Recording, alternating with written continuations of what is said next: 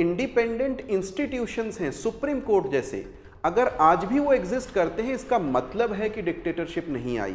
वो ये कि मर्डर ऑफ डेमोक्रेसी इस देश में हर साल होता है। एमपी में जो कैंडिडेट हो सकता है वो 95 लाख खर्चा कर सकता है, जो पार्टी है वो एक्स्ट्रा खर्चा कर सकती है, और उस पर कोई लिमिट इस तरह की नहीं है। मैं तो यहाँ तक कहूँगा कि फंड्स रेज करने की एबिलिटी अपने आप में एक सिग्नल है कि वो कैंडिडेट या वो पार्टी कितनी पॉपुलर है। हर इलेक्शन में 2019 के इलेक्शन में भी डीडी न्यूज़ ने कांग्रेस को टाइम दिया था, कम्युनिस्ट पार्टी को, जितनी भी नेशनल पार्टीज होती हैं उन सबको टाइम दिया जाता है, ये रूल्स में है और फिर से दिया जाएगा 2024 में। आप देखोगे यूट्यूब चैनल है, उसमें मिलियंस ऑफ सब्सक्राइबर्स हैं, उन्होंने ये वीडियो बनाया, उनको 15 मिलियन व्यू मिले। मैं ये वीडियो बना रहा हूँ, यहाँ पे 150 व्यूज़ का भी कोई ठिकाना नहीं है। तो मैं ये तो नहीं कह सकता कि YouTube अनडेमोक्रेटिक है, मुझे स्पेस नहीं देता। आज की डेट में फासिज्म शब्द पूरी तरीके से अर्थहीन हो चुका है, इसका कोई अर्थ नहीं है, और किसी पर भी ये शब्द लगा दिया जाता है। महात्मा गांधी पे, कुत्तों पे, लेबर पे, कंजर्वेटिव पार्टी पे, हिटलर पे, बाकी कोई भी व्यक्ति जिसको आपको पसंद ना हो उसको आप बोल दो ये फासिस्ट है। नमस्कार, ध्रुव राठी जी का एक वीडियो आजकल काफ़ी वायरल हो रहा है और आप सभी ने वो वीडियो संभवतः देखा होगा। 1.5 करोड़ से ज़्यादा लोग तो उसको YouTube पे देख चुके हैं, इसके अलावा बहुत सारे लोगों ने उसको अलग अलग प्लेटफॉर्म पे देखा होगा। तो हमारे स्टूडेंट्स ने भी हमसे पूछा कि सर इसमें जो क्वेश्चंस पूछे गए हैं, इंपॉर्टेंट क्वेश्चन हैं, वो कितने सच हैं कितने झूठ हैं। तो बेसिक प्रीमिस क्या है, वीडियो में ध्रुव राठी जी ने डेमोक्रेसी के बारे में प्रश्न उठाया है और पूछा है कि क्या इंडिया में डेमोक्रेसी अभी एग्जिस्ट करती है या हम तानाशाही की तरफ जा रहे हैं। और ये बात उन्होंने बहुत स्ट्रांगली इम्प्लाई करी है कि इंडिया में डेमोक्रेसी खत्म हो चुकी है और हम तानाशाही की तरफ जा रहे हैं। तो इस वीडियो में हम यही सारा डिस्कशन करेंगे। डिस्कशन करने से पहले 2 चीज़ें मैं कहना चाहूँगा। नंबर 1, डिस्कशंस बहुत ही ज़रूरी हैं किसी भी डेमोक्रेसी में, और ऐसे अपोजिट व्यूज़ जो आते हैं उनको ट्रोल करने की बजाय उनका स्वागत करना चाहिए, उनको उल्टा सीधा या कैसे भी शब्द उनके लिए इस्तेमाल नहीं करने चाहिए। दूसरी चीज़ ये कि हमारा जो पर्सपेक्टिव है वो न्यूट्रल पर्सपेक्टिव होगा, यूपीएससी के पर्सपेक्टिव से होगा, किसी पॉलिटिकल पार्टी का पर्सपेक्टिव नहीं होगा। यानी हम कई सारी जगहों पे ध्रुव राठी जी से एग्री भी करेंगे और बहुत सारी जगहों पे उनसे डिसएग्री भी करेंगे और डेटा फैक्ट्स के साथ डिसएग्री करेंगे, और वो बातें हम आपके सामने रखेंगे। तो इससे पहले कि हम वीडियो की एनालिसिस शुरू करें, सबसे पहले हमें यह देखना चाहिए कि आखिर कहा क्या गया है। तो मैं आपके सामने पॉइंट वाइज बहुत ही ब्रीफ में वो बता देता हूं जो ध्रुव राठी जी ने कहा। पहली चीज, उन्होंने जो प्रश्न उठाया वो इलेक्शन प्रोसेस की इंटेग्रिटी पे उठाया कि ईवीएम्स क्या सेफ हैं या नहीं, या फिर चंडीगढ़ इलेक्शंस में, मेयर इलेक्शंस में जिस तरह की हरकतें हुई क्या वो सही थी या गलत थी। उनका दूसरा पॉइंट ये था कि सेंट्रल इलेक्शन कमीशन वो अपने आप में बायस्ड है, तो इलेक्शन प्रोसेस कैसे सही हो सकता है। दूसरा पॉइंट उनका ये है। His third point is majoritarianism versus democracy, यानी क्या डेमोक्रेसी उसको हम ऐसे ही कह सकते हैं कि बहुसंख्यकवाद उसका ये एक पर्यायवाची है, या कुछ और भी डेमोक्रेसी हो सकती है। उन्होंने ये बात उठाई है कि एजेंसीज का यूज़ करके, ईडी का, सीबीआई का, इनकम टैक्स का यूज़ करके, जो डिसेंटर्स हैं, जो मीडिया में लोग उसके खिलाफ लिखते हैं, किसके, जिनको डिक्टेटर कहते हैं, यानी प्रधानमंत्री या जो रूलिंग गवर्नमेंट है, पार्टी है, उसके अगेंस्ट जो लोग लिख रहे हैं, उनके अगेंस्ट में ईडी, सीबीआई, इनकम टैक्स से कार्रवाई करती हैं, उनको सप्रेस करने का काम करती हैं।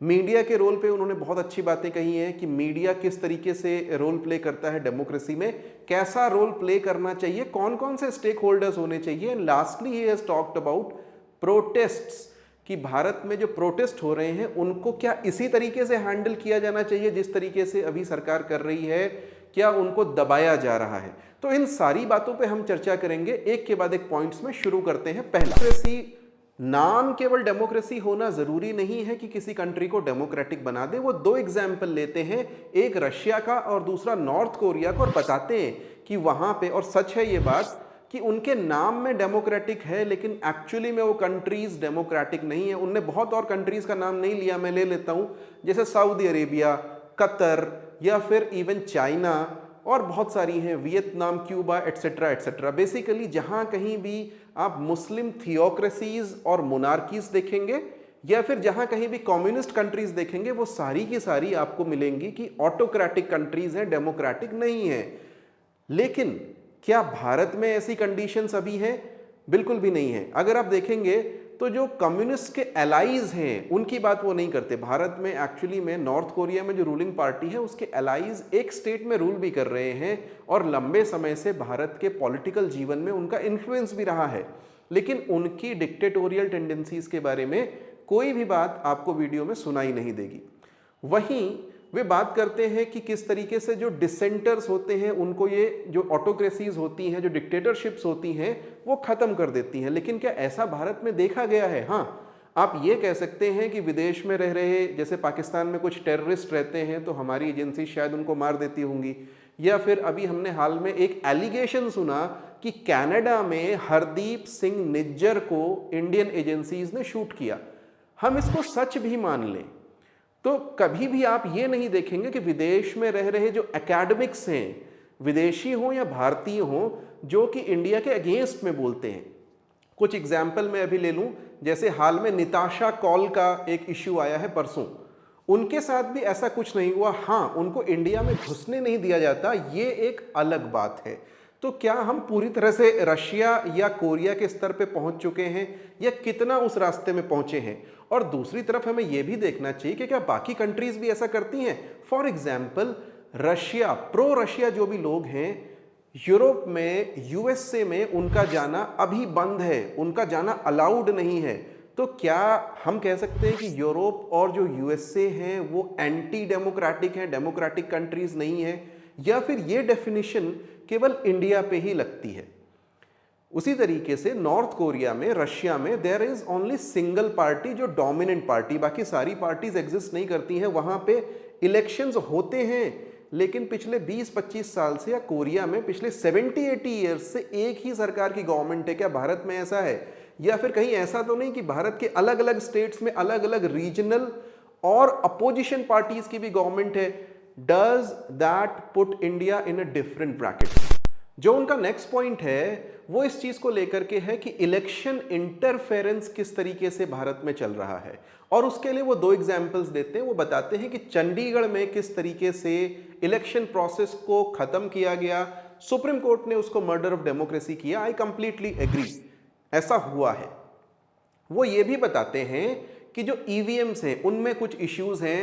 थैंकफुली उन्होंने एक सेंसिबल पोजीशन ली है, उन्होंने ऐसा नहीं कहा कि ईवीएम्स पूरी तरह से खराब हैं।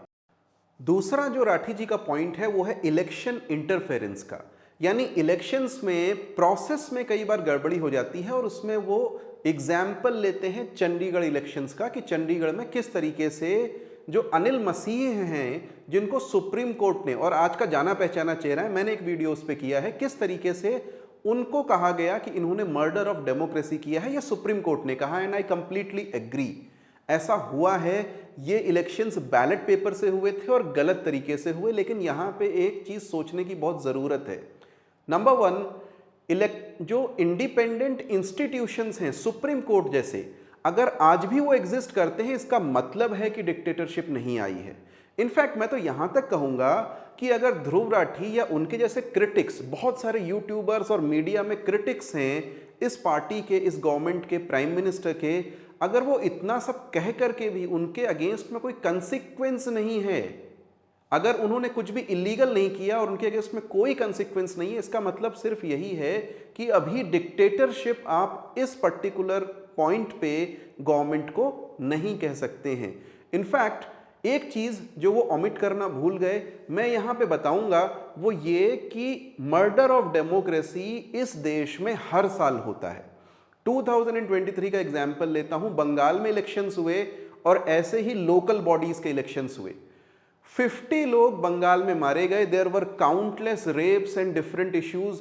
अभी भी बंगाल में बहुत कुछ शायद न्यूज में चल रहा है जो आपने देखा होगा। उसके बावजूद भी किसी ने उसको मर्डर ऑफ डेमोक्रेसी नहीं कहा, सिर्फ एक साइड से कहा गया, बीजेपी की साइड से। अभी कहां से कहा जा रहा है? दूसरी साइड से, अपोजिशन की साइड से। तो बेसिकली ये वो बातें हैं जो पार्टीसन मीडिया अपनी अपनी पार्टीज के लिए कहता है, ये वो बात नहीं है जो एक्चुअली में एक न्यूट्रल ऑब्जर्वर कहता है। और ये चीज आप हर साल देख सकते हो, हर उस जगह पे देख सकते हो जहां बैलेट से इलेक्शंस हुए हैं या जहां पे एक पार्टी एंटी डेमोक्रेटिक टेंडेंसीज दिखा रही है। इलेक्शन प्रोसेस के बारे में ही बात करते हुए ध्रुव जी ने एक बहुत इंपॉर्टेंट बात उठाई है और वो उठाई है ईवीएम्स के बारे में। थैंकफुली उनकी पोजीशन काफी सेंसिबल है, वैसी नहीं है जैसी हमको आजकल अपोजिशन पार्टीज की देखने के लिए मिलती है कि पूरी तरीके से बैलेट पेपर यूज करने चाहिए, ईवीएम्स बैन कर देनी चाहिए। बैलेट पेपर यूज करने का क्या नुकसान होता है वो अभी हमने पाकिस्तान के इलेक्शंस में देखा और दुनिया भर के इलेक्शंस में देखते आ रहे हैं। यहां तक कि यूएसए के 2020 के इलेक्शंस में भी देयर आर डाउट्स कि किस तरीके से वहां पे काउंटिंग हुई और किस तरीके से जो इलीगल वोटर्स हैं उनको भी अलाउ किया गया वोट करने के लिए और इलेक्शन फ्रॉड हुआ। एनीवेज, कमिंग टू दिस, हम ये कह सकते हैं कि पुणे में अगर 3 ईवीएम की कंट्रोल यूनिट्स चोरी हुई हैं, that is definitely something that needs to be investigated. बहुत ही गंभीर विषय है कि ईवीएम की कंट्रोल यूनिट चोरी हुई है। उसी तरीके से अगर आप ये कहते हैं कि किसी पर्टिकुलर जगह पे लेट अस से असम में किसी बीजेपी लीडर की कार से एक ईवीएम बरामद हुई है, डेफिनेटली ये दिखाता है कि प्रोसेस में कुछ ना कुछ कमियां हैं और उस प्रोसेस को दुरुस्त करना चाहिए। एक्चुअली में आप अगर देखेंगे इलेक्शन कमीशन का जो प्रोसेस है ईवीएम बनने से लेकर के ईवीएम की काउंटिंग तक का, उस प्रोसेस को आप डिटेल में पढ़ें, दैट इज वेरी थरो। और वहां पे इस तरह की लैप्सेस होना मतलब कोई ह्यूमन एरर है, न कि सिस्टम में एरर। और ये ह्यूमन एरर्स हर जगह होंगी, किसी को चोरी करने से आप नहीं रोक सकते कि कोई तहसील कार्यालय में चोरी कर ले।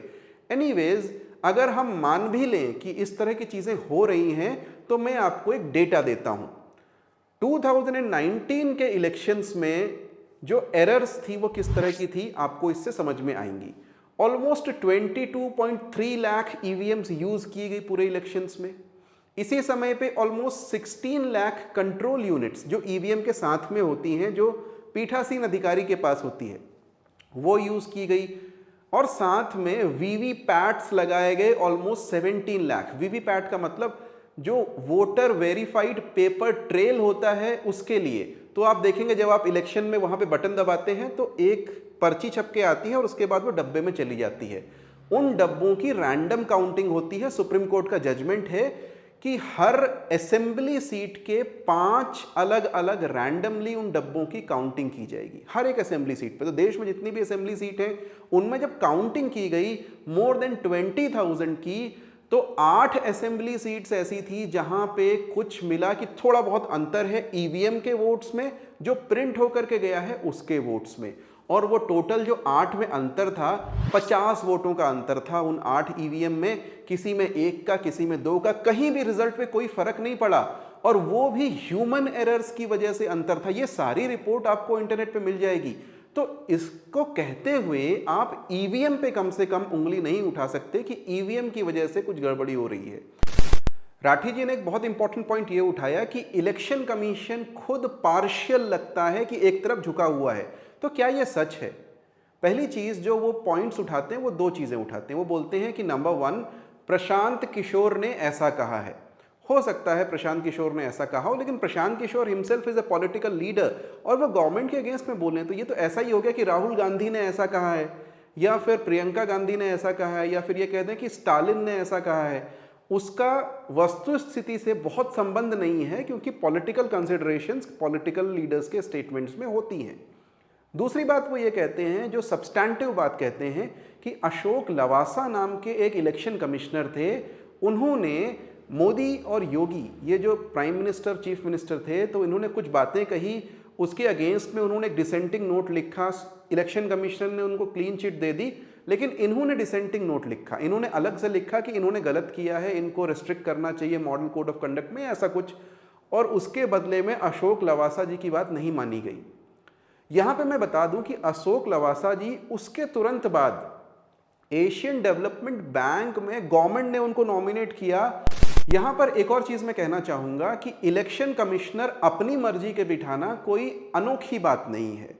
1990 तक इस देश में यही नॉर्म था और ये नॉर्म चेंज हुआ टीएन सेशन के आने के बाद से, जिन्होंने मॉडल कोड ऑफ कंडक्ट लगाया। बहुत ही ज़्यादा स्ट्रॉन्ग सिविल सर्वेंट थे और उस समय गवर्नमेंट वीक थी तो उनका कुछ कर नहीं पाई। वहीं मैं एक और एग्जाम्पल दूंगा आपको नवीन चावला का। नवीन चावला 2009 में उनको इलेक्शन कमिश्नर बनाया गया, चीफ इलेक्शन कमिश्नर बनाया गया इलेक्शंस के पहले, और बहुत सारे आरोप उस समय भी लगे कि लोकतंत्र की हत्या हो रही है, मर्डर ऑफ डेमोक्रेसी हो रहा है। किसी ने नहीं सुना एक्सेप्ट जो उस समय पॉलिटिकल अपोजिशन था, यानी बीजेपी पार्टी थी।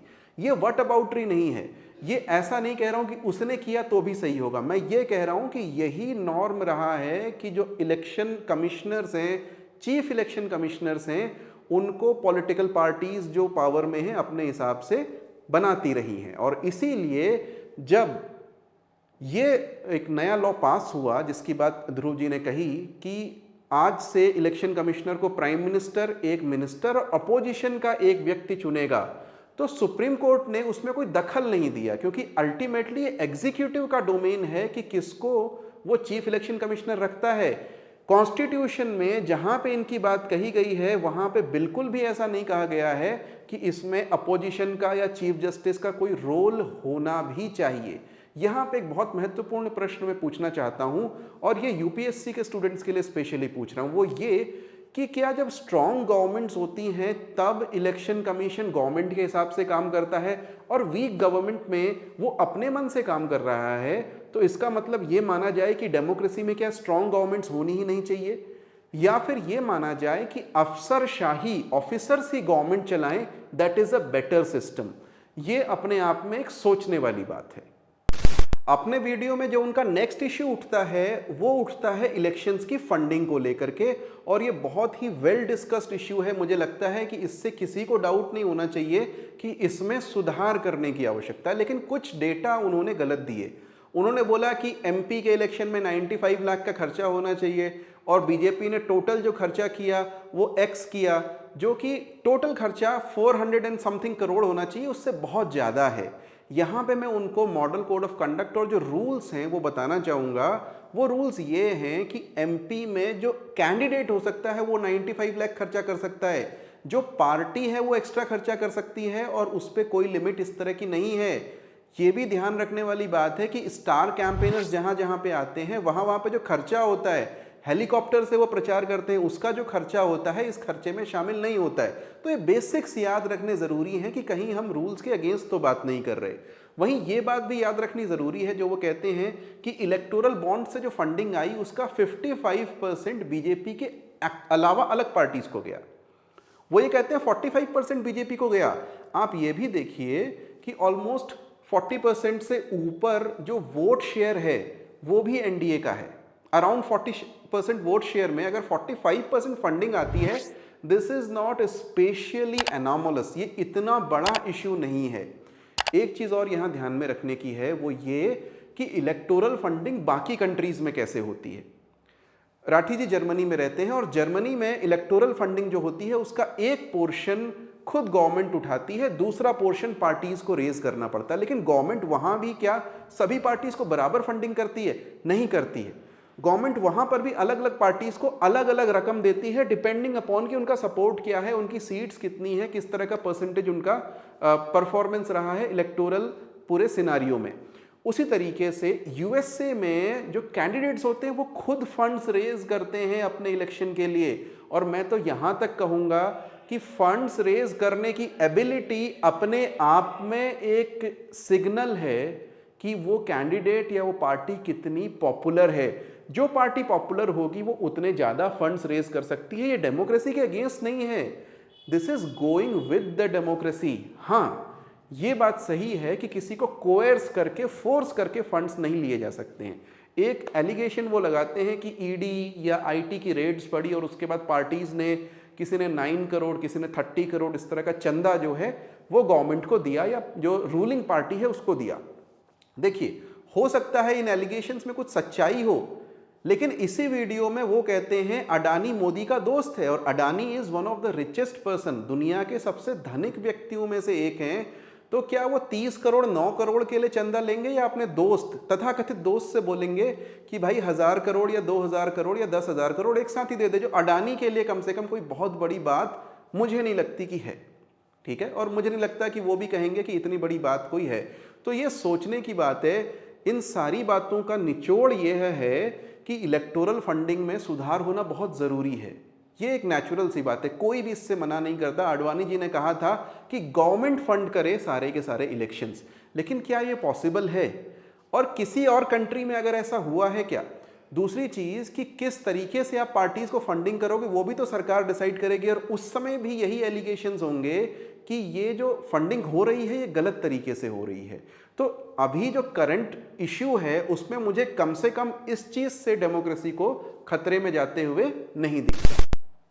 एक बात उन्होंने जो कही और जिससे मैं एग्री करता हूं वो ये कि एजेंसीज का यूज करके या हॉर्स ट्रेडिंग को जो बढ़ावा दिया जाता है, एक पार्टी से दूसरी पार्टी में लोग आते हैं, इलेक्शन कोई और जीतता है, किसी और पार्टी में चले जाते हैं और दूसरी पार्टी की सरकार, जिसे कई बार इलेक्शंस में ऑपरेशन लोटस, न्यूज में ऑपरेशन लोटस भी कहते हैं, मैं पूरी तरीके से उस बात से एग्री करता हूं, ये गलत है।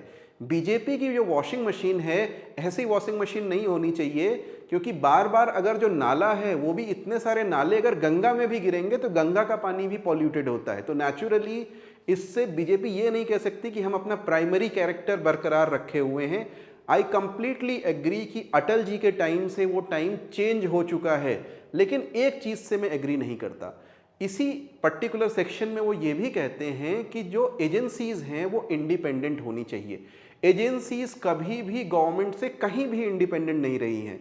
आप अगर कांग्रेस के यूपीए के टाइम पे देख लें, तब भी सुप्रीम कोर्ट का एक अपने आप में जजमेंट तो नहीं है, एक ऑब्जर्वेशन है, उसमें सुप्रीम कोर्ट ने कहा कि ये जो सीबीआई है इट्स अ केजेड पैरेट, ये पिंजड़े में तोता है, सरकार जैसा चाहती है उससे बुलवाती है। उस समय भी कहा था, और आज आप ये ईडी और सीबीआई के बारे में कह सकते हैं। उसी तरीके से आप यूएस में देख लीजिए, इंडिया को छोड़ दीजिए, वहां पर भी जो एजेंसीज हैं वो गवर्नमेंट के हिसाब से काम करती हैं, गवर्नमेंट के हिसाब से ही। फॉर एग्जाम्पल, डोनाल्ड ट्रंप पे कितने सारे केसेस लग गए। मैं ट्रंप का सपोर्टर नहीं हूं, मैं ये बता रहा हूं कि एजेंसीज का यूज और मिसयूज होना ये इंडिया स्पेसिफिक इश्यू नहीं है, ये इंडिया के अतिरिक्त भी बाकी जगहों पे होता है। हालांकि इस बात से हम ये नहीं कह सकते कि एजेंसीज को इसी तरीके से चलना चाहिए, कुछ ना कुछ रिफॉर्म होना ज़रूरी है, लेकिन प्रैक्टिकल बात यह है कि गवर्नमेंट से कोई भी उनकी एजेंसी, इन्वेस्टिगेटिव एजेंसी इंडिपेंडेंट हो जाए, ये सोचना अपने आप में बहुत ही हाई लेवल का आइडियलिज्म है, जो कि हो नहीं सकता, प्रैक्टिकली पॉसिबल नहीं। इसी संदर्भ में राठी जी ये भी कहते हैं कि ईडी और सीबीआई ने 2014 के बाद से बहुत ज़्यादा केसेस रजिस्टर किए हैं। ये अच्छी बात है या बुरी बात है, ये मैं आप पे छोड़ता हूँ। मुझे लगता है कि अगर जो भ्रष्टाचारी ज़्यादा हैं, इस तरह के लोग ज़्यादा हैं, भले ही वो अपोजिशन पार्टी के ही एक बार में साफ हों, लेकिन जब दूसरी पार्टी आएगी तो इनके साफ करेगी, इसमें कुछ गलत नहीं है। इसी वीडियो में एक इश्यू फेडरलिज्म का भी उठाया गया है। ये कहा गया है कि सेंट्रल गवर्नमेंट अपोजिशन की जो गवर्नमेंट्स होती हैं उनको स्टेप मदरली ट्रीटमेंट, सौतेला व्यवहार करती है, उनको इनफ फंड्स नहीं देती, या फिर जो उनका हक है वो भी उनको नहीं मिलता है। ये आज का नहीं, बहुत पुराना एलिगेशन है, किसी एक सरकार पे नहीं, हर सरकार पे लगता रहा है। This is again a political slug fest, ये पॉलिटिकल नूरा कुश्ती है।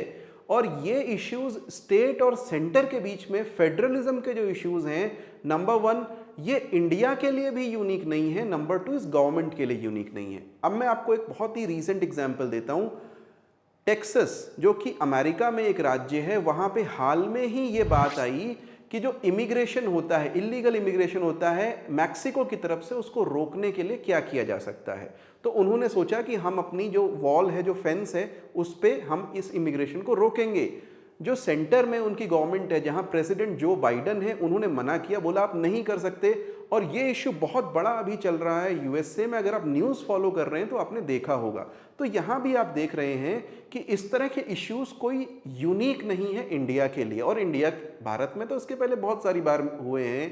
पूरा सेंटर स्टेट रिलेशनशिप का हम जो पढ़ते हैं कॉन्स्टिट्यूशन में, अलग से एक सेक्शन दिया हुआ है।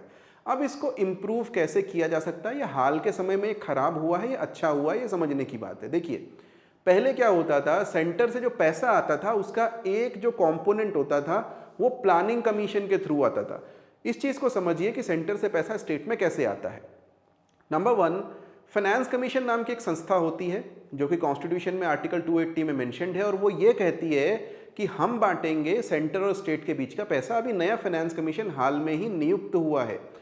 इस फाइनेंस कमीशन नाम की संस्था ने ये डिक्लेरेशन दे रखा है कि सेंटर को 60%, अराउंड 60%, स्टेट्स को 40%, वैसे एक्चुअली में 41% है, इतना पैसा सेंट्रल पूल से जो कुछ जमा होता है ना, इनकम टैक्स, जीएसटी वगैरह, वहां से ये पैसा स्टेट को जाना चाहिए, तो जाता है।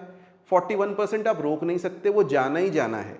जो सेंटर के पास पैसा है उसमें फिर स्कीम्स चलती हैं, जैसे हम कह सकते हैं कि मनरेगा एक अपने आप में स्कीम है, अटल आयुष्मान योजना अपने आप में एक स्कीम है। इन सब स्कीम्स के अंदर भी अलग से पैसा आता है जो सेंटर भेजता है स्टेट्स को। पहले किसी टाइम पे ये पैसा आता था प्लानिंग कमीशन के थ्रू, आज की डेट में ये पैसा डायरेक्टली मिनिस्ट्रीज के थ्रू जाता है। और ये हो सकता है कि यहाँ पे कुछ बायस हो, लेकिन प्लानिंग कमीशन भी अपने आप में सेंट्रल गवर्नमेंट के ही कहने पे चलता था, तो इसमें आप ये नहीं कह सकते कि अभी बायस बढ़ गया है। तो फिर भी डेफिनेटली इसको सुधारा जा सकता है। कुछ ना कुछ हम कह सकते हैं कि जो मनी का एलोकेशन है वो भी शायद इस तरीके से नीति आयोग की काउंसिल या जीएसटी की काउंसिल, ऐसी एक और काउंसिल बना दी जाए जो पैसा इक्विटेबली बांटे, ताकि सबको पता चलता रहे कि किस मिनिस्ट्री से कितना पैसा किस मद में और क्यों किस स्टेट को गया है। एक इश्यू वो लेकर के आते हैं दिल्ली का, इसी फेडरलिज्म के लार्जर इश्यू में, कि दिल्ली जो स्टेट है क्या उसके साथ में ऐसा व्यवहार होना चाहिए। प्रश्न ये है क्या दिल्ली अपने आप में एक स्टेट है भी या नहीं। Delhi is technically A union territory, वहाँ पे कंट्री का जो कैपिटल है वो सिचुएटेड है, और इसलिए उसकी सिचुएशन यूनियन टेरिटरीज में भी यूनिक है। उसको आप पौंडीचेरी से भी आप कंपेयर नहीं कर सकते, वो अलग है। और वहाँ पे सेंट्रल गवर्नमेंट को कुछ सम मेजर ऑफ कंट्रोल रखना पड़ेगा, रखना चाहिए। हालांकि मैं इस बात से एग्री करता हूँ कि दिल्ली के बारे में काफ़ी सारी चीज़ें पॉलिटिकल हैं। आई कंप्लीटली एग्री कि हो सकता है जो बीजेपी और आम आदमी पार्टी की राइवलरी है उसकी वजह से ऐसा हो रहा है, लेकिन ये चीज़ें आप रोक नहीं सकते। कोई भी स्ट्रॉन्ग गवर्नमेंट आएगी सेंटर में वो ऐसे ही करेगी। राठी जी की जिस बात से मैं सबसे ज़्यादा डिसएग्री करता हूँ वो है मीडिया का कवरेज। वो ये कहते हैं कि मीडिया केवल एक पक्ष को कवर करता है, दूसरे पक्ष को, विपक्ष को कवर नहीं करता। मेरा प्रश्न ये है कि क्या किसी देश में, किसी राज्य में, किसी जगह पे ऐसा मीडिया है जो दोनों पक्षों को बराबर कवर करता हो? क्या ये लॉजिकली पॉसिबल भी है? एग्जाम्पल भारत के अंदर ले लीजिए, तमिलनाडु में मीडिया किस तरह का है और वहां क्या बीजेपी को कितना कवर किया जाता है, या केरल के मीडिया में बीजेपी को कितना कवर किया जाता है जो मलयाली मीडिया है। उसी तरीके से इंटरनेशनल एग्जाम्पल ले लें तो जो यूएस में आप देखेंगे, Fox News for example Republican party का मीडिया है, तो वो कितना डेमोक्रेट्स को अच्छी तरीके से कवर करते हैं। या फिर आप सीएनएन को ले लें तो वो एक लेफ्ट या डेमोक्रेटिक पार्टी का मीडिया है, वो कितना, जो वहाँ की कंजर्वेटिव पार्टी है, वहाँ की जो रिपब्लिकन पार्टी है, उसको कितना कवर करता है। इसी तरीके से ब्रिटेन में कंजर्वेटिव और लेबर पार्टीज के बीच में ऐसा ही डिवीजन आपको देखने के लिए मिलेगा। तो ये बात तो बिल्कुल इलॉजिकल है कि जो मीडिया है वो एक ही तरफ कवर करती है, दूसरी तरफ कवर नहीं करती है। मीडिया उसको कवर करती है जहां उसको फायदा होगा, ये बात सही है। एडवर्टाइजमेंट्स पे मीडिया चलती है, ये बात भी सही है। लेकिन जब जनता न्यूज़ के लिए पेमेंट नहीं करेगी तो एडवर्टाइजमेंट पे जो चलने वाली मीडिया है वो एक या दूसरी तरफ को ही कवर करेगी। या फिर हो सकता है मीडिया जो कंट्रोल कर रहे हैं उनका आइडियोलॉजिकल अलाइनमेंट एक तरफ हो, कोई सच में बीजेपी की विचारधारा से या कांग्रेस की विचारधारा से या लेफ्ट की विचारधारा से एग्री करता हो, तो वो वही तो चलाएगा जो वो जानता है या जो सोचता है। उसी तरीके से आज मैं अगर एक नई पार्टी बना लूं तो क्या मुझे कोई मीडिया कवर करेगा? बिल्कुल नहीं करेगा। हो सकता है मैं अपना नया मीडिया खोल दूं, मेरा सपोर्टर कोई नया मीडिया खोल दे, वो मुझे कवर करेगा, बीजेपी और कांग्रेस को कवर नहीं करेगा। ये एक नेचुरल सी बात है। दूसरी बात है, वो एकदम गलत बयान यहाँ पे करते हैं। वो ये कहते हैं कि किसी समय पे मीडिया टाइम देता था अपोजिशन को भी और जो रूलिंग पार्टी है उसको भी, और ये लोकसभा में डिबेट्स होते थे। मैं उस समय का रहा हूँ और मैं उस समय से आज तक देख रहा हूँ। 1996 के इलेक्शन से आज तक मैं ये कह सकता हूँ, हर इलेक्शन में, 2019 के इलेक्शन में भी डीडी न्यूज़ ने कांग्रेस को टाइम दिया था। कम्युनिस्ट पार्टी को, जितनी भी नेशनल पार्टीज होती हैं उन सबको टाइम दिया जाता है, ये रूल्स में है और फिर से दिया जाएगा 2024 में, आप देखोगे। लेकिन डीडी न्यूज़ देखते ही कितने लोग हैं कि उसमें से देख करके आपको कितना फ़ायदा हो जाएगा। एक बात बहुत इंपॉर्टेंट है कि मीडिया की ब्रांडिंग करना। अभी हाल में क्या हुआ, हाल के कुछ सालों में कुछ पर्टिकुलर मीडिया के सेक्शंस ने, कुछ एंकर्स ने दूसरे एंकर्स को गोदी मीडिया कहना शुरू कर दिया। अब एक्चुअली में वो एंकर्स भी किसी न किसी की गोदी में बैठे थे और ये भी किसी न किसी की गोदी में बैठे हुए हैं। और लेकिन एक तरफा जब ब्रांडिंग हुई गोदी मीडिया, उसके बाद हाल में हमने देखा जो राहुल गांधी हैं, उन्होंने अपनी एक रैली में एक पर्टिकुलर पत्रकार को बुला के बोला कि क्या तुम्हारा मालिक ओबीसी है, दलित है, अगर नहीं है अरबपति है, हम ऐसे मीडिया को नहीं मानते। तो आप ये बताइए कि क्या कोई जो मजदूरी कर रहा है उसकी कोई मीडिया कंपनी होगी? नेचुरली जो इसकी मीडिया कंपनी होगी, जो भेज रहा होगा, उसके पास थोड़ा बहुत पैसा तो होगा। उसके ओबीसी या सवर्ण या दलित होने से अगर आप इसको इस तरह ब्रांडिंग करोगे, आप उसकी जाति से ही कह दो कि इस मीडिया को हमको देखना ही नहीं है, ये गलत है, तो वो मीडिया आपके बारे में अच्छा कैसे दिखा सकता है? वो मीडिया आपको किस तरीके, अगर आप उससे दुश्मनी मोल ले रहे हो, आप उसके चैनल पे नहीं जाते, ये एक्सपेक्टेशन रखना कितना है कि वो आपको बहुत अच्छी तरीके से दिखाएगा, मुझे तो ये लाफेबल लगता है। साथ ही साथ एक छोटा सा एग्जाम्पल मैं अपना ले लेता हूँ। राठी जी का अपना एक यूट्यूब चैनल है, उसमें मिलियंस ऑफ सब्सक्राइबर्स हैं। उन्होंने ये वीडियो बनाया, उनको 15 मिलियन व्यू मिले। मैं ये वीडियो बना रहा हूँ, यहाँ पे 150 व्यूज का भी कोई ठिकाना नहीं है। तो मैं ये तो नहीं कह सकता कि यूट्यूब अनडेमोक्रेटिक है, मुझे स्पेस नहीं देता। उन्होंने मेहनत करी है, दैट इज बहुत सालों तक उन्होंने उसमें काम किया है। मैंने अभी शुरू किया, आज मैं पहला वीडियो इस तरह का बना रहा हूँ, तो मैं ये एक्सपेक्टेशन नहीं कर सकता हूँ कि मैं राठी जी के बराबर हूँ। नेचुरली वो प्रोफेशनली काम करते हैं, मेरा कुछ कम प्रोफेशनल काम होगा, उसका भी इसमें झलक आपको दिखाई देगी। तो इसका डेमोक्रेसी से ज़्यादा कैपेसिटी से मतलब है कि मेरी कैपेसिटी हो सकता है, मेरी योग्यता, मेरी एडिटिंग, मेरा वीडियो राठी जी के वीडियो से अगर कम होगा, तो भी जो लोग मुझसे भी अलाइंड होंगे वो राठी जी का वीडियो देख करके उनको ट्रोल करना पसंद करेंगे, मेरा वीडियो देख करके नीचे कमेंट करना पसंद नहीं करेंगे। ये नेचुरल सी बात है। तो यही चीज़ यहाँ पर आज पॉलिटिक्स में भी हो रही है। जो इंटरेस्टिंग है, जो सोफिस्टिकेटेड है, उसकी तरफ लोग जा रहे हैं। मोदी जी को लोग देख रहे हैं, बीजेपी को लोग देख रहे हैं, क्योंकि उन्होंने अपनी कैपेसिटी बिल्ड करी है, संगठन बनाया है। यहाँ पे दूसरी तरफ इनकी ही पार्टी से ये सुर आते हैं कि आपने कुछ काफ़ी सालों से न संगठन पे, ऑर्गेनाइजेशन पे काम किया, न आपने बाकी चीज़ों पे काम किया, and suddenly you want votes during elections. ऐसे नहीं होता है, मेहनत का ही परिणाम मिलता है। तो ये चीज़ समझने की बड़ी ज़रूरत है। इसका डेमोक्रेसी या अनडेमोक्रेटिक होने से कोई लेना देना नहीं है। नेक्स्ट बात है कैग की रिपोर्ट्स।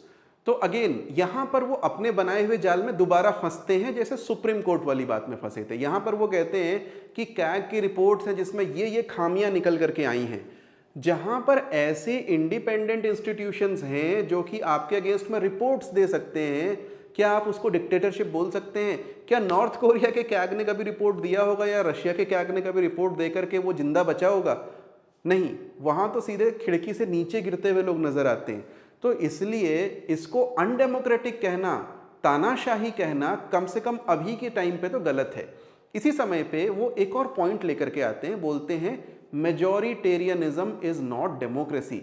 बहुसंख्यकवाद को लोकतंत्र नहीं कहा जा सकता। मैं एग्री करूं या ना करूं, लेकिन मेरा एक प्रश्न है, फिर आप लोकतंत्र कहेंगे किसको? बहुसंख्यकों की बात को मानना यही लोकतंत्र है। वो सही हो या गलत हो, इसकी कोई गारंटी नहीं है। मैं एग्जाम्पल दे सकता हूं यहाँ पे, लेकिन हो सकता है विवाद हो जाए, तो मैं एग्जाम्पल नहीं दूंगा। अगर लोकतंत्र में मेजॉरिटी की बात नहीं सुनी जाएगी, तो क्या माइनॉरिटी को हम ज़्यादा प्रेफर करेंगे कि जो माइनॉरिटी कह रही है वही सही है? तो इसको लोकतंत्र क्यों कहा है? फिर हम इसको एरिस्टोक्रेसी क्यों ना कह दें कि कुछ ही लोग बाकी लोगों पे रूल कर रहे हैं, भले ही उनकी कंसेंट है या नहीं है। कुल मिलाकर के ये कहना तो एक तरीके से लोकतंत्र की पूरी अवधारणा के ही विरोध में है कि जो मेजॉरिटी कह रही है उसके अलावा भी कुछ लोकतंत्र हो सकता है। यही सब बातें करते हुए एक जगह वो एक पर्टिकुलर बुक का नाम लेते हैं, उसका वो एडवर्टीजमेंट कर रहे थे एक पर्टिकुलर प्लेटफॉर्म पे। मैं नाम नहीं लूंगा क्योंकि मुझे उसने पैसा नहीं दिया, ना मुझे किसी और ने पैसे दिए हैं। खैर, तो वहाँ पे ये बोलते हैं कि फासिज्म से रिलेटेड ये बुक जरूर पढ़नी चाहिए, और उस फासिज्म से रिलेटेड बुक के जो ऑथर हैं उसका नाम है जॉर्ज ऑरवेल। मैं ये कहूँगा कि ज़रूर पढ़नी चाहिए। जॉर्ज ऑरवेल ने 1944 में एक आर्टिकल लिखा था जिसमें उनका टाइटल था व्हाट इज़ फासिज्म। और जॉर्ज ऑरवेल ने ही ये बात बताई कि उसी एस्से में आप पढ़ोगे, उसमें लिखा हुआ छोटा सा एस्से है, उसका लिंक आपको नीचे मिल जाएगा, और ये पेड लिंक नहीं है, किसी का भी ऐसे रैंडम वेबसाइट का लिंक है। वहाँ पे वो कहते हैं कि आज की डेट में फासिज्म शब्द पूरी तरीके से अर्थहीन हो चुका है, इसका कोई अर्थ नहीं है, और किसी पर भी ये शब्द लगा दिया जाता है, महात्मा गांधी पे, कुत्तों पे, लेबर पे, कंजर्वेटिव पार्टी पे, हिटलर पे, बाकी कोई भी व्यक्ति जिसको आपको पसंद ना हो उसको आप बोल दो ये फासिस्ट है। तो यही इस शब्द का एक अर्थ रह गया है। तो ये चीज़ यहाँ पर भी समझने की ज़रूरत है। जब आप एंटी डेमोक्रेसी, फासिज्म की बात करते हैं तो जॉर्ज ऑरवेल की ये बात हमारे लिए गाइड का काम करती है। तो जिस फासिज्म की ध्रुव जी बात कर रहे हैं, क्या वो ऐसा फासिज्म है जो अर्थहीन है, जिसका कोई अर्थ ही नहीं है? मुझे लगता है वो ऐसा ही फासिज्म है, और ऐसी ही डेथ ऑफ डेमोक्रेसी की बात यहाँ पे की जा रही है जो अर्थहीन बन चुकी है। ये जुमला इतनी बार रिपीट हो चुका है कि आज इसका कोई अर्थ नहीं बचा। वहीं अंत में ध्रुव जी का ये कहना है कि प्रोटेस्ट्स, उनको गवर्नमेंट किस तरीके से दबा रही है, वो भी एक एंटी डेमोक्रेटिक बात है। एक एग्जाम्पल वो देते हैं कि यूपी में एक ऑर्डर निकला, रात के 8 बजे के बाद से लड़कियों की कोचिंग में क्लासेस नहीं चलनी चाहिए, 8 बजे के पहले ख़त्म हो जानी चाहिए। मुझे नहीं लगता किसी भी लड़की का पिता इससे डिसएग्री करेगा, मैं नहीं करूँगा, मेरी 2 बेटियाँ हैं, लेकिन किसी कारण से कुछ फेमिनिस्ट को ये गलत लगा और उन्होंने वो किया, ऑर्डर वापस हो गया। इसका मतलब है कि एंटी डेमोक्रेटिक नहीं है, सीधी सी बात है। अभी हमने हाल में ही देखा, यूपी में प्रोटेस्ट हुए, एक पेपर कैंसिल कराने को लेकर के वो पेपर कैंसिल किया गया, उन पर कोई लाठीचार्ज नहीं हुआ, कोई इस तरह का व्यवहार नहीं हुआ, कोई मारा नहीं गया। जैसी जो एट्रॉसिटीज़ की बात की जाती हैं अदर प्रोटेस्ट में, उस अदर प्रोटेस्ट की मैं बात करूं तो वहाँ पर वो किसान प्रोटेस्ट की बात करते हैं जो अभी चल रहा है हरियाणा और पंजाब के बॉर्डर पे, और जो किसान हैं वो अपने ट्रैक्टर्स में दिल्ली आना चाहते हैं, शायद 2021 के जो चीज़ें थी उसको रिपीट करना चाहते हैं। मैं बिल्कुल भी पॉलिटिकल डिस्कशन में नहीं पढ़ूंगा कि वो सही है, गलत है, क्या है, that is not for this time, कभी और उसकी बातें करेंगे। मैं सिर्फ इतना कहूँगा कि 600 किसान जिनको वो कहते हैं कि 2021 में डेथ हुई, ये ध्रुव राठी जी ने अपने वीडियो में बोला है, उनको वो शहीद कैसे कह सकते हैं? उनमें से कई सारे तो ट्रैक्टर गलत तरीके से चलाते हुए मारे गए थे। साथ ही साथ में जो उस समय लोग मारे गए, जिनका मर्डर हुआ, एग्जीक्यूशन हुआ, खुलेआम उनको दिल्ली के रोडों पे मारा गया बिना किसी बात के, ब्लास्फेमी के नाम पे, जबकि उन्होंने कुछ किया नहीं था। उसी तरीके से आज की डेट में आप देखते हो इस प्रोटेस्ट में 3 पुलिस वाले मारे गए, क्या उनको भी वो शहीद बोलते हैं? क्या जो बम बरसाए जा रहे हैं, मोलोटोव कॉकटेल्स मारी जा रही है, उसके बदले में सरकार किस तरीके से काम ले? अगर आप देखें कनाडा में प्रोटेस्ट हुए, कनाडा में गवर्नमेंट ने किस तरीके से ट्रकर्स के प्रोटेस्ट को हैंडल किया, यूरोप में, जर्मनी में प्रोटेस्ट हुए, फ्रांस में प्रोटेस्ट हुए, वहां पर कैसे हैंडल किया गया, आप देखोगे India is much more democratic. Bharat में तो लोकतंत्र उससे बहुत ही ज़्यादा है। डिस्पाइट कि वो जो किसान है उसमें कुछ सेक्शन, मैं दोबारा बोल रहा हूँ, कुछ सेक्शन, सारे नहीं, वो ये भी कह रहे हैं कि हमें खालिस्तान चाहिए और फिर भी खाली घूम रहे हैं। आपको लगता है कि ये फासिज्म का या एक एंटी डेमोक्रेटिक सेटअप में पॉसिबल भी है? मैं ये मानता हूँ कि भारत एक दोषपूर्ण लोकतंत्र है, हम एक फ्लॉड डेमोक्रेसी हैं, हमें बहुत सारे फ्लॉज, बहुत सारी कमियां हो सकती हैं, लेकिन ये डेमोक्रेसी नहीं है, ये मैं मानने को तैयार नहीं हूँ। सारी डेमोक्रेसीज में इश्यूज होते हैं, यूएस में इश्यूज हैं, इंग्लैंड में इश्यूज हैं, हमारी कंट्री में इश्यूज, किसी भी डेमोक्रेसी में इश्यूज होंगे, लेकिन हम इसकी इक्वेशन नॉर्थ कोरिया, रशिया से करें, ये मुझे स्वीकार नहीं है।